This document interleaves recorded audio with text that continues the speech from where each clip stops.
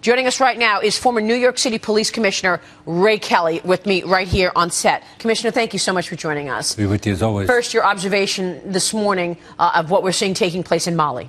Well, this is all the earmarks of an ISIS attack. We know there's an ISIS presence in Mali. Mali has been in a state of confusion for many years, a former French colony. The French actually deployed troops there about 2 years ago. So this is not something that's totally unexpected.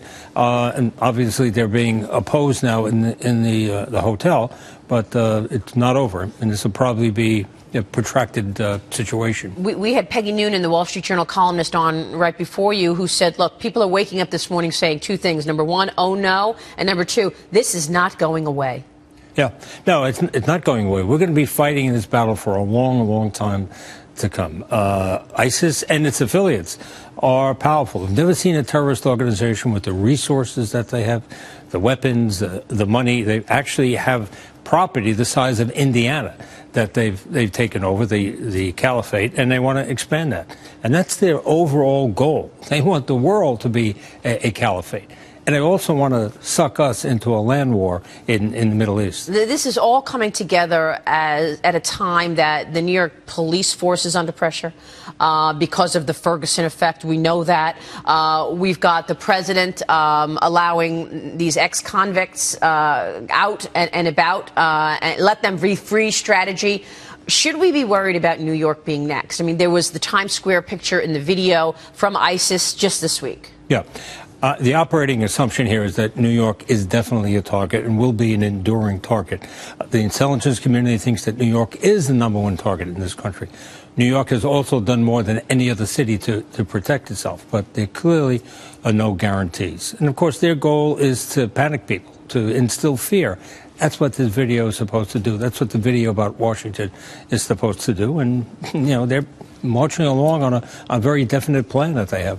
We are getting breaking news from Fox News, which is reporting that Americans are in that hotel in Mali. So you've got French citizens, Canadian citizens, and we are just confirming that Americans are also in this Radisson hotel that is being holed up by these attackers that are still inside the hotel. What should Americans be doing to protect themselves at this point, Ray? Americans in Mali or here in the U.S.? Well, look, you know, you have to go about your business. That's just common sense. But you have to be aware of your environment, aware of your surroundings. See something, say something is still of value. That's what you should do. But, you know, I wouldn't change my lifestyle or what I do on a normal basis as far as reacting to terrorism is concerned. You know, when you consider the fact that there are all these targets all around the world, you have to expect that the U.S. and perhaps New York, they've tried to get here. Should we look at it as far as, okay, well, maybe we've stopped them? Or should we feel good about it? No. You have to take every day as a new day. You have to be alert every day. You know, we didn't stop them twice here. We had two major attacks in 1993 and, of course, the horrific events of September 11th.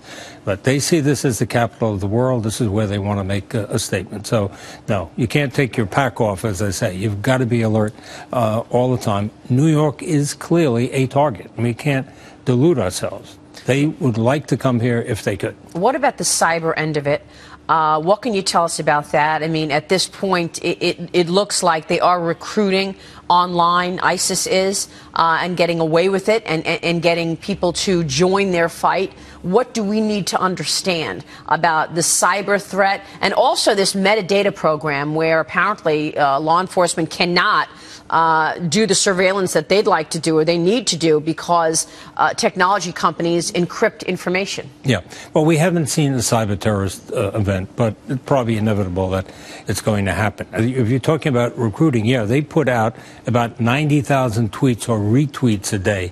Many of them have these recruiting videos that are very well done. And many of those show the World Trade Center attack. They're still very, very proud of that. And the message is that your religion is under attack. You have to respond. You have to do what you can to protect your religion. And you have Mohammed al-Dini, who is the communications director of ISIS, saying, kill, kill, kill. Kill wherever you can. So this message is pervasive, and it falls on some ears that are receptive.